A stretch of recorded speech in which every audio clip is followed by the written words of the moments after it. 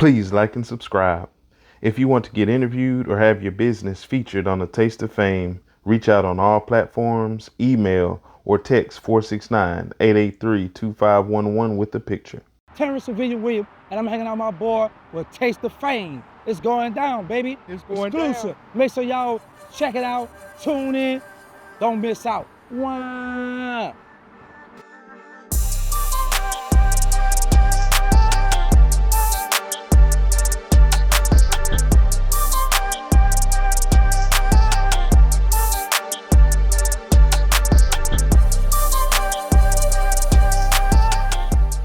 We got Chef Lamar here. What are we making today, Chef? Today we're making one of our signature dishes is a catfish breakfast po' boy. So what we're starting off with is battering and seasoning up the catfish fillet. Nice. Get this boy nice and seasoned. Seasoned up. No season left behind here in the kitchen. Get some nice batter on it. Then we use like a wet beer batter. Then back in the flour cornmeal batter for us. And then we'll deep fry this for about 5 to 6 minutes till it's nice and crispy. No season left behind. All right, so we're gonna fry that for about 5 minutes. So it kind of gives you that New Orleans po' boy, but we just added an egg and called it a breakfast sandwich for it. Hey man, I like that. I like that. You gotta be creative. Yes. They had the spicy mayo sauce. Exactly. Is that spicy mayo? Yes. Okay. There's the po' boy here. We add that spicy mayo to it. Spicy mayo. The lettuce, tomatoes, onions, a few pickles. Chef Cynthia, don't do me like that, Chef Cynthia. It is. We brought a little Louisiana flavor to Richardson, Texas. A little Creole Yes, sir. right here at Fusions with Chef Lamar. Few Since onions. there's no eggs, I'm adding the onions here. Usually that's So we normally add the sunny side up eggs on the top, but we're gonna put it on the side for this particular one. Okay. bread, chef. Nice. That's what you call a breakfast po' boy. Y'all hear that, Louisiana? Breakfast po' boy. Fusion Vibes finest. This is Taste of Fame. I'm Taste. We Taste got, of Fame. yeah, we I got a got. taste of fame, y'all. Let me tell you what's crazy you say that. I remember when I had talked with Birdman when I first got out, I was at work. And he told me, I was like, bro, I'm gonna do an interview, tell my story, the hot boy. He said, man, tell your stories, you only gonna get 5 minutes of fame. Then nobody not gonna wanna hear your story no more. This was in February or March of 2022. Now we in, what is June 2024. He told me I was gonna get 5 minutes of fame. Let's start, bro. Won't he do it? All the time. All the time. Taste of fame, baby. I'm on the right one right here. But we'll go ahead and get started. So Okay, let's get it. for people who don't know you, tell us about you. Start from the beginning. Tell us about Terrance Williams. I was born and raised in New Orleans, Uptown area, 17 Ward, Gertown to be exact, which is like across the avenue from where Lil Wayne claimed Hollywood. Lil Wayne from. Grew up, just like every majority of people in the hoods. And we moved to the Cali. Oh, we got food. Okay. Oh man, this is. You got some food? Man. Okay. I got a question. So this food look good. Oh, we eat it with our hand? Oh, okay. Yeah, I hooks. need some plastic. Yeah. Yeah, thank you. Man, oh, you did this. Yeah, huh? I just want to see what. Y'all see this? Yo, this the first time I had an interview where I get to eat. Oh man, that's what I'm talking about.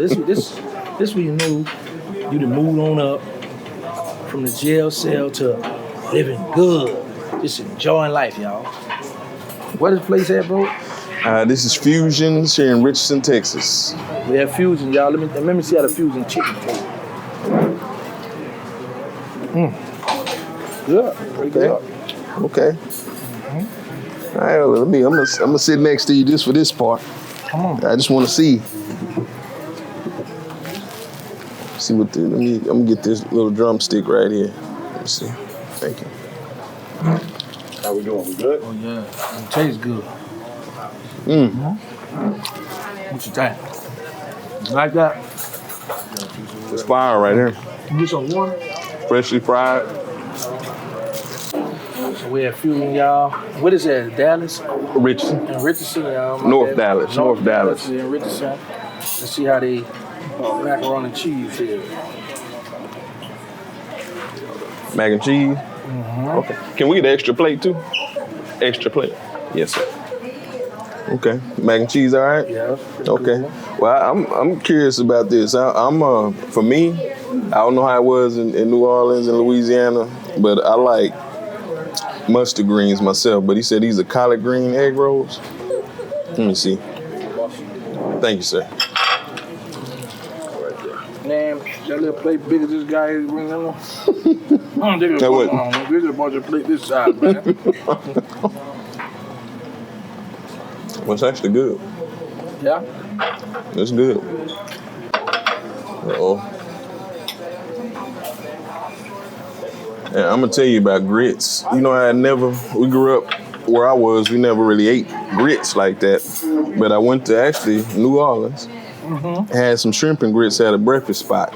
Fell in love with it. Let me ask you this, bro, because this is about to determine if you and I are gonna be friends. When you had them grits, what did you put in the grits? It wasn't sugar. Dang. Yeah, hey, no, man. I said, that's cream of wheat, have sugar in it, right? Yes. Yeah, come on. Hey, Yes. so we locked in there. Yes. Okay, so We locked in now. this is different. I can taste the vinegar in the collard greens. I'm a green chef, I feel like. Like, I make the best greens ever. Shout out to Philly for showing me how to make them, but that's really good. Let me try these grits.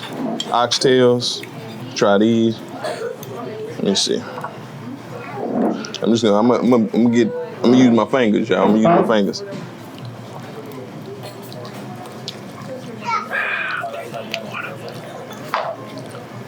Okay. Yeah, that's good right there. Well seasoned. Spicy. Definitely fire. Use my fingers one more time.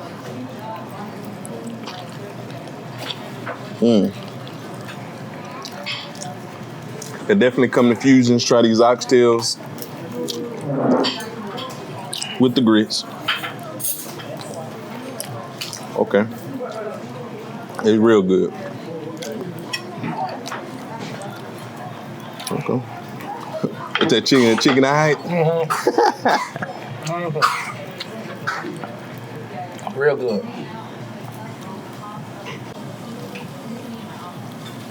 What they got going on? Talk to us. Talk to us. What you got? It's like a buttermilk Belgian waffle. Fresh fruit on it. Powdered sugar. The syrup has like almost like a spicy, like hot sauce. It sounds weird, like hot sauce / syrup, but it's really good, really good. So definitely something I will come out and try. And the citrus from the fruit combined with the sweet of the sugar and that spiciness just sets it off perfectly. So you're definitely coming back. Coming back. We're gonna be here.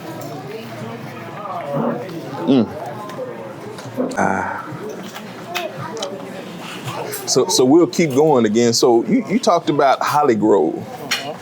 You know, me never seeing that area. I was hollering Holly Grove because of Wayne and trying to rep it. But tell us again about, you know, how you grew up, what Holly Grove was like, and a little bit more about you. I grew up in Town, Okay. which is like across, like about a minute, 2 minutes right across from Holly Grove. Now, me growing up in Town, that's why I first learned how to steal out of A&P. That a grocery store called A&P back then. I first learned how to steal out of A&P. What's the first thing you stole? A Hot Wheel car. I had a Hot Wheel car I stole. Then it was me, one of my childhood friends named Willis, and his cousin named Chinese. Problem was, he had this bully named Freddie. He wanted to play with my car, and I didn't want to play with it. So I let him play with it. He was rolling all on the house.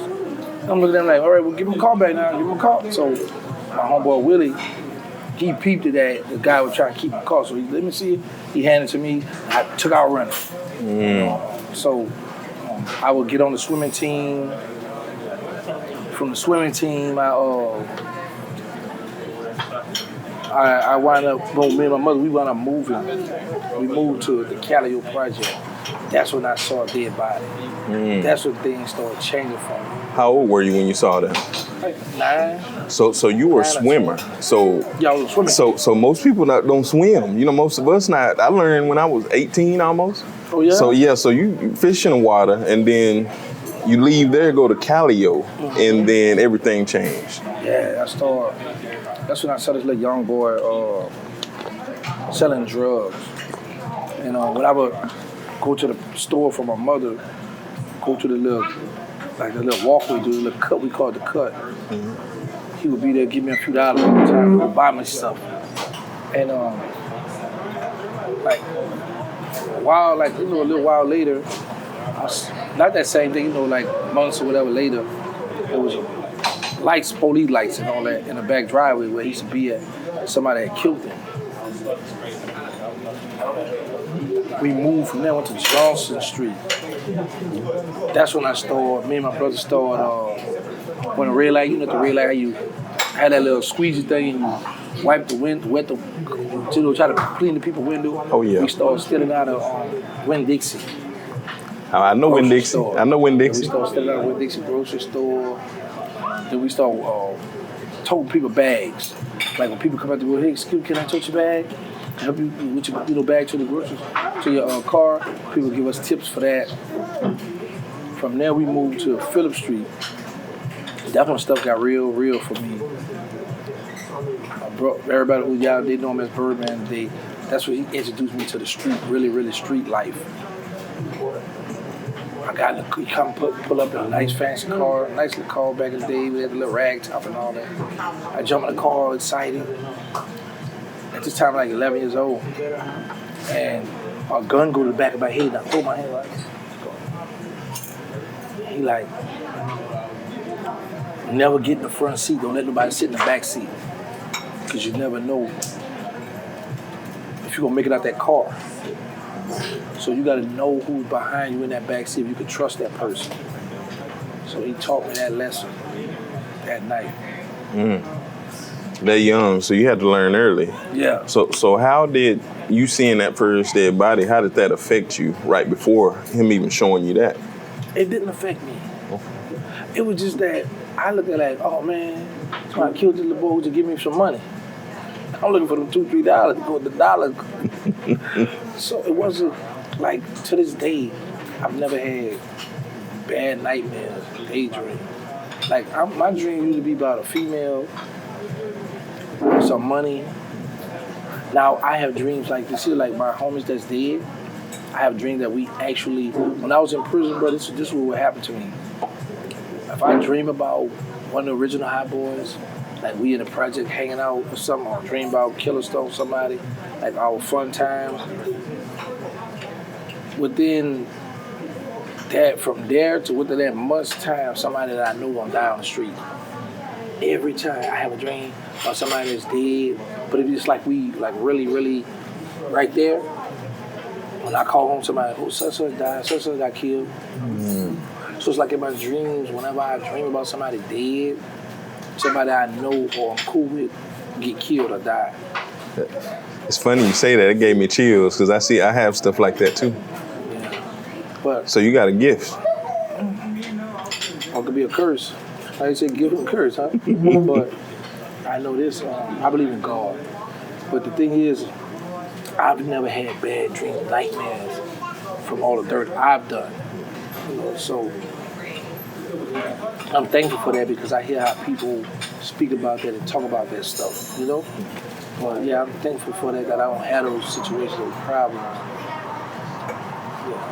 Yeah. So what Birdman pretty much taught you was to always have somebody you can trust behind your back. Yeah, because you know, in the city of New Orleans, it's cutthroat. You don't know who got money on your head. Like, what we had a habit of doing, like, if I meet you in jail, man, you hanging out, we kick it, we get cool. We gonna make plans to hang out on the street together. Now, somebody might got a 20,000, 30,000. Let's go low. Let's say $10,000 hit out on them. You not my day one. You just someone that I met in jail. So if you hit me, hey yo, I'm about to come get you, man. I got a lick me a robbery or a hit or whatever. Everybody try to hit them licks. Yeah, you know what I'm saying? Yeah, so I got a lick for you. All right. Now, mind you, word might already got to me. It's $10,000 on your head.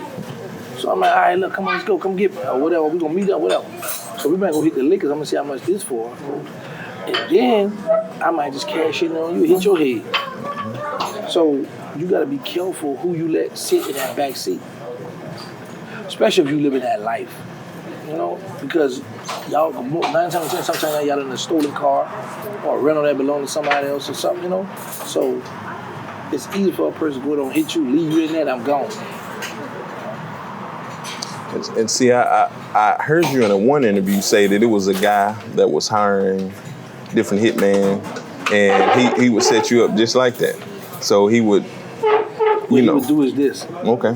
Say if he put a hit out on his water, he might pay this napkin half the money up front to go handle the business. This napkin come back to get the rest of the money, you kill him. Because now you don't have no witness, you don't have nobody to tie nothing back to that crime. And it's funny you say that because that's the first thing I said was no loose ends, huh? Yeah. No loose ends. And I like the planning and creativity of it. So I like how you said that, old boy, when you were doing hits, he would say that people always go and visit their mom. I like the creativity on that. Not necessarily to kill him, but I'm like, okay, that's somebody that's the next level thinker. He knows, regardless of how hard someone is, they're always gonna go back and see their mom. Tell us a little bit about that. You know, the average person, they say, oh, he a mama boy, you know? So the average person, no matter how ruthless you are in the streets, you're going to see your mother, especially if you had a mother that took care of you, nurtured you, you grew up, and you and your mother had a bond or whatever. So you got a lot of people that's out in the streets selling drugs, killing, doing all this, but they're going to take the time out to go visit mom. So now we know where your mother lives. We got to drop on mom. It's just a matter of time before you come. It's like a hit and miss. Like we might come down one day, you're not there. I've seen guys stake out around people's mother's house, waiting for them to come, the person to come. Because, like me, I love my mother. And like, when we was young, when we get in trouble, mom would always say, you get in trouble, I ain't coming downstairs. But the minute you got in trouble, mom was there every time, man, Regardless. So I got juvenile life. And people give me juvenile life. My mother came to visit me, sent me packages. But I got my state time. My mother came to visit me, sent me money, set my collect calls. When they gave me life in 20 in the federal, my mother sent me money, came to visit me. One time she drove there with her and my little nephew, 9-hour drive, there and back. So my mother been there for me from the beginning to this day. So I pray to ask God for 2,000, like, please let me out while I'm healthy and alive. And give me a chance to take care of my mother. So when I come home, I talk to mom, look, come on up and text her. She ain't like it because, New Orleans is small, a bowl, and you got corner store, churches, everything on just about every corner, Mm-hmm. Out here you gotta ride, you gotta get on that highway, you gotta ride. You know what I'm saying? It's land. Yeah. So she came, and I'm like, so what you need me to help you with? Like, you want me to go have with you on this? I said, oh, you ain't paying no bill, mom. You come here to kick back, chill out, and that's what I do. I'm not paying out one bill. See, and people don't highlight that enough. So, they always want to talk about this and that with Gangsta, but they're not highlighting the love for your mom. You, like most brothers who are probably watching this, grew up in single-parent households. Your mom probably served as like a dad for the most part, but sounds like she was always there for you. Let me tell you something. This morning, I went out. Mom, where you at? Her door closed. Well, what you want? I said, I need to hear you. I don't hear no noise. What you got going on in here? So I asked her, I said, anybody call you tell you happy 4th today? She said, no, anybody told you happy 4th? I said, I don't celebrate this stuff, Mom. I said, but you a mother and you was a father to us too. You taught me a lot. And she did laugh. But I spent a lot of time, like when I got my new spot, my new studio, me and my mother hung together for 6 days straight. Said 60? 6 days. No, she's 6 days, okay. 6 days straight we hung together. Fixing the place, so she helped me all the time, helped me clean it up, fixing it up, help me out. And she would always like, you want me to ride with you? Like, come on. You want to ride? Come on. I said, Mama, listen, I'm not your friend. Stop wanting to hang out with me every day, right? But I'm like, come on. But then I'm in the car, I'm thinking about it. I said, you know what? You got to take advantage of these times because a lot of us have a habit of, once our mother passed, I wish I had time to spend, I wish I could spend time with my mother. I wish I have that opportunity now. So you got to take advantage of that, man. Like, me and my mom, we go to Walmart, we go to Sam's, what the other one, Costco's. Man, we rolling. Me and mom, we hanging out, we riding out, And I'm just blessed, happy that I have my mother, that I made it out of prison to be able to get a chance to see my mother. Because it's guys that mother passed while they was in prison. It's a blessing. And plenty of grandmothers passed. And I'm sure even when you locked up, people that you love who were like moms probably passed. Because one thing about us, we may have just had a mom, but I'm sure you had aunts that were looking out for you like grandmas looking out for you like they were your mom. And speaking about that, so those were the type of women that we're used to. How do you compare that to the women that we see today? Because I feel like that drops somewhere between that era and this era where you don't have the women like that. No, the problem is today, the mothers today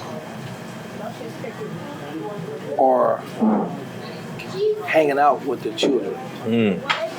You will see a mom or a pop in the same club with their child. Back then coming up, we ain't had that. Our mothers stayed over here, the children, you ain't gonna see. Like now, they having babies so young that the mother and the son in the club together, in a concert together. You know what I'm saying? So that's the problem. And you got the mother still young, the child young, so the mother still want to be pampered, taken care of. You know what I'm saying?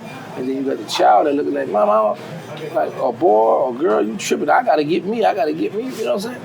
That's where the problem coming in, But it's still, I look at it like it's a blessing that still when the mothers or fathers the same age, not same age, but like 15 years or 16 years apart from their child,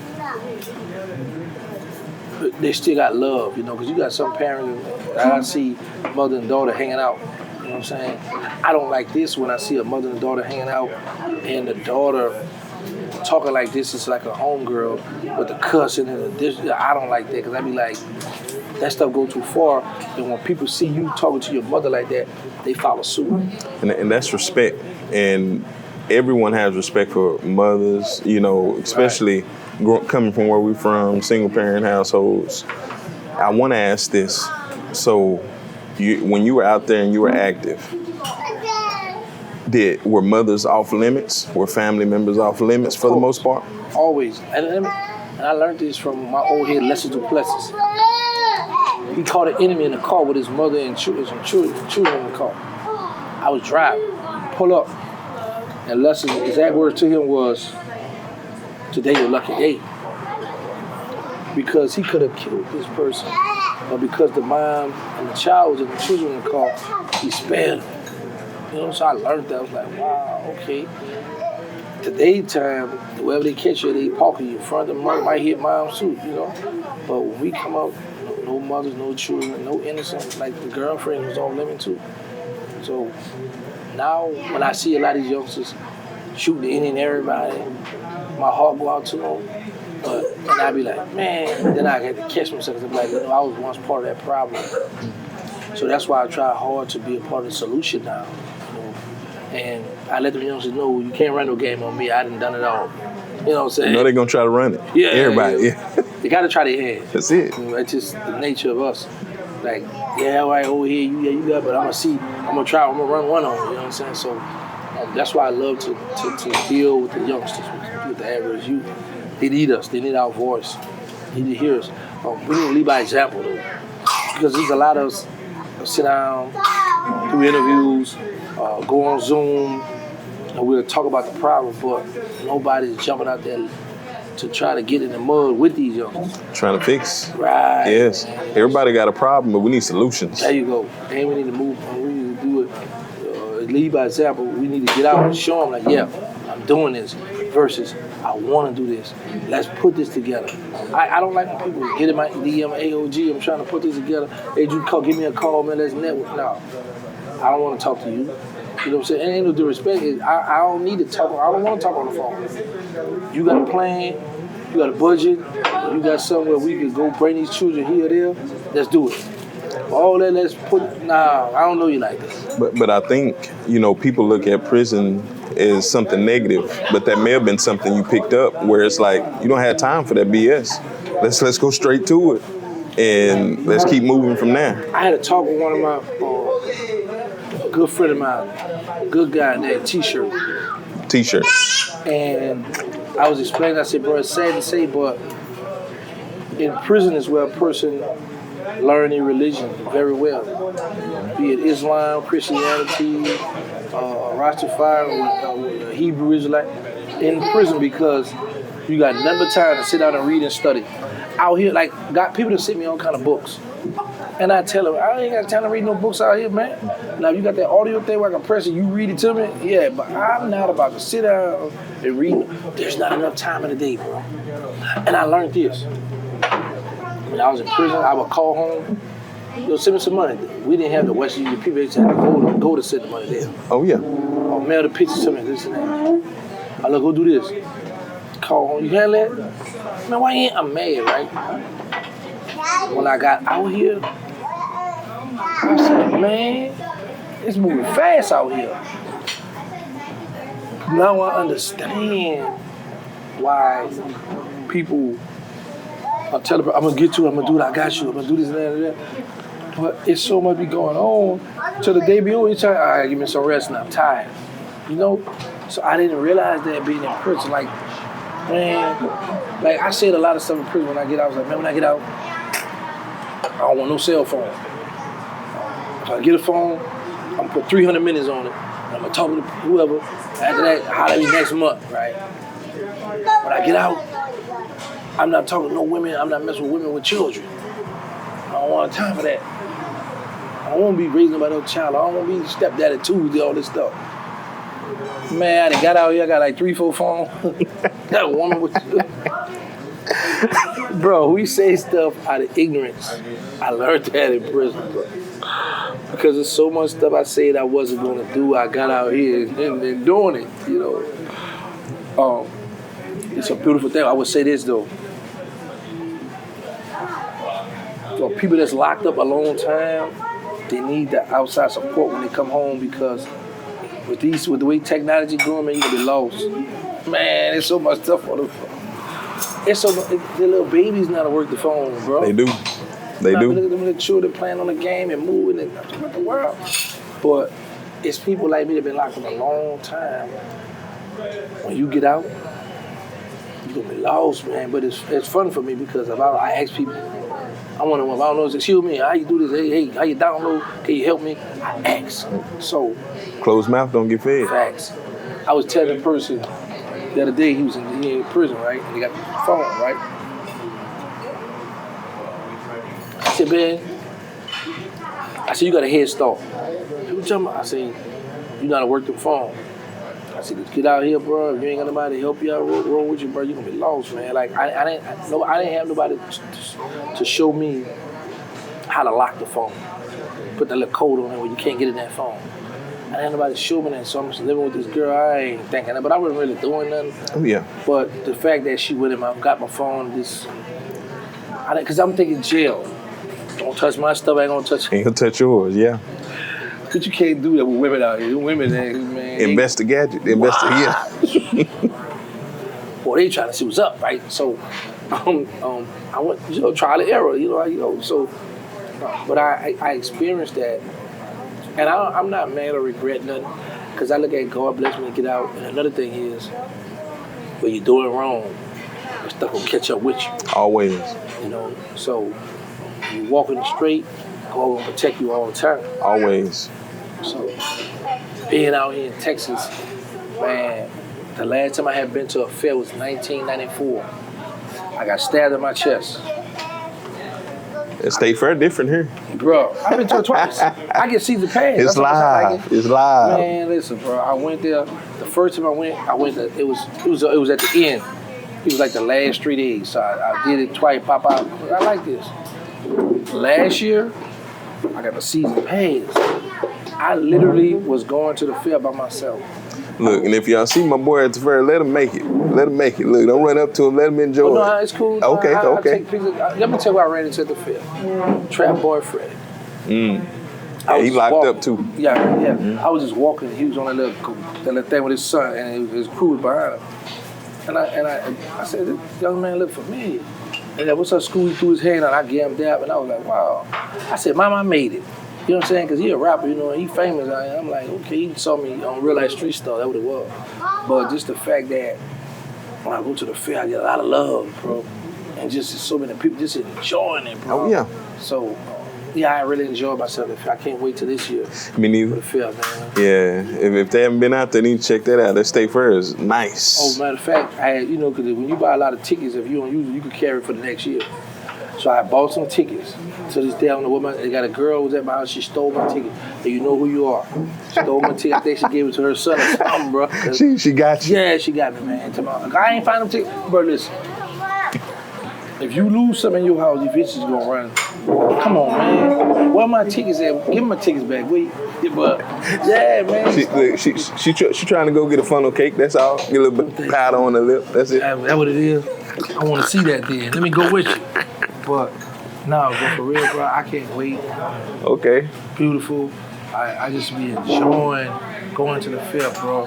I'm glad. And just enjoying life, man. And that's what it's about. So like you talked about having a solution for the youngsters. You talked about growing up, going to those different places.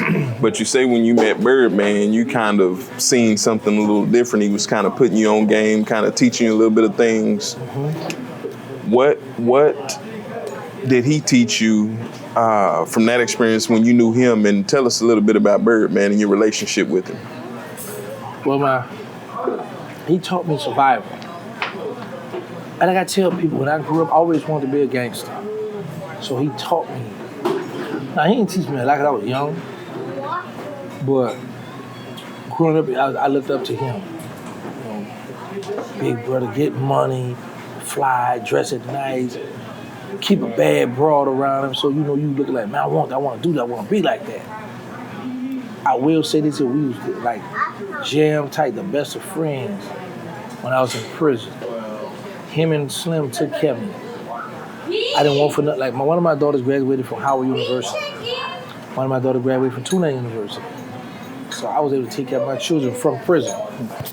So you got a lot of guys who won't get that opportunity. I was able to get that opportunity, so I'm very grateful for that.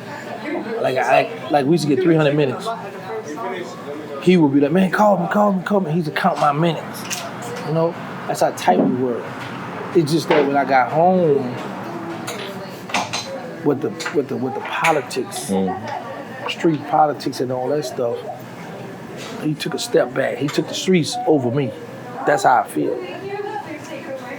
But I respect it because we come up together and we were taught solid, be quiet, do the crime, do the time. You know? And I was part of those rules, and I broke those rules. So I'm not bitter, mad with him because, like I said, I pray for two things: health and freedom, and my mother. I got them. You got him. You can't. So, you right? So, and I tell people I don't buy friendship; it's too expensive. Yes, I would love to be able to be in the same room with him, hang out, talk, play, laugh like we usually do. But unfortunately, that's not the script that was wrote for me. But if you look at it though, I built my platform from the ground up. Without his help, I didn't need him. And he did help you when you were down in prison though. When I really needed him. That's that goes. People don't want to talk about that. Like they want to talk about the negativity with him, but some of the positive things that he does, Let me tell you something, bro. They have an accountant. They still had this lady right in New York.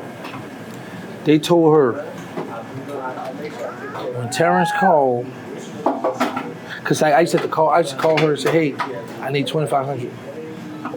I need $5,000. She'll cut the check, but then she'll contact one of them. Hey, Terrance called it. Yeah, go ahead and send it to him. Him and Slim got together and said, listen, whatever he called to ask for, just send it to him. They had an open book for me, bro. Like, I didn't want for nothing. That's why you don't hear me on social media bashing them. I might clown, joke, troll, Birdman, they'll mess with him, but for the most part, I love him. I rock with him 1,000, and I brought this on myself. But like I said, I'm free. Oh yeah, bro, I can't beat it. Man, look at the car. I be watching the cars. I got my driver's license, man. And the joy from you being free, you can see it through your videos. That's when I first noticed you. You like, man, I'm free. I'm working. Bro, I've seen that in different people that I know from my hood, and I seen that joy, and I seen it in you. Bro, because I look at it, like I said, I look at it like I was set to die in jail. So for me to be out, free, enjoying life.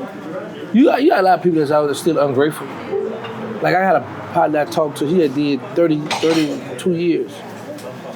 He was a juvenile when he was 16 when he got locked up. When he turned 17, they put him in adult with us. He got life. Well, he got home a few months ago. Congrats. But he out on parole, life parole. So he kind of mad about that. I said, well, bro, you free. You got guys that's never getting out of jail, that's dying in prison, that would love to have that one chance. Love to have it.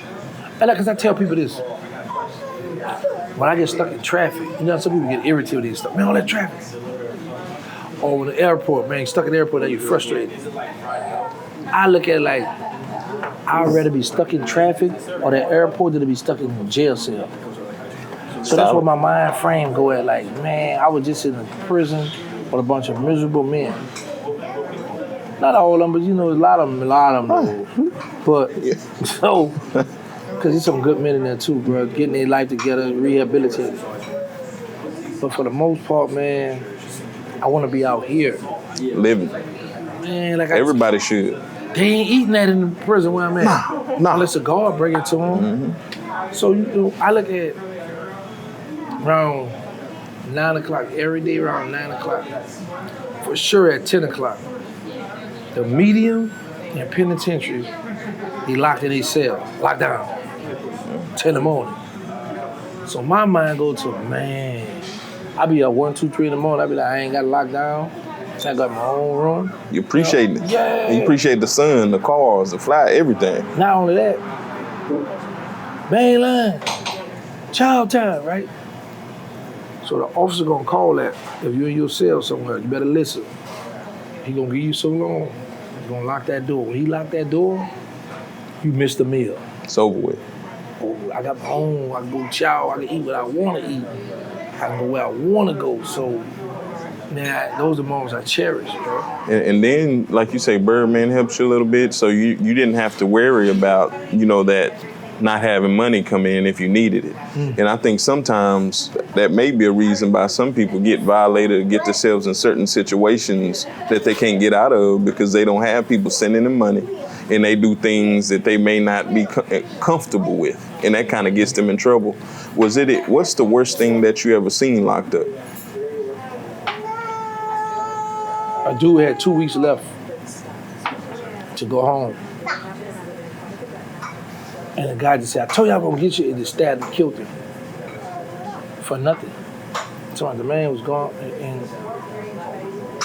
but that ain't the worst. It was a guy got his head chopped off in a chow hall. It was a war. Like in penitentiary and medium, it's be wars, where it be black and white, black and Latino, certain gangs every now and again. But I seen a guy getting stabbed, and he was losing so much blood, he was trying to run. The guy was holding, so he was slipping in his blood. Then there's one where they stabbed a guy up so bad, wrapped him up in a sheet and put him under the bed. A guy stayed in the cell for like 2 days, 2-3 days. The CO, they know he was dead.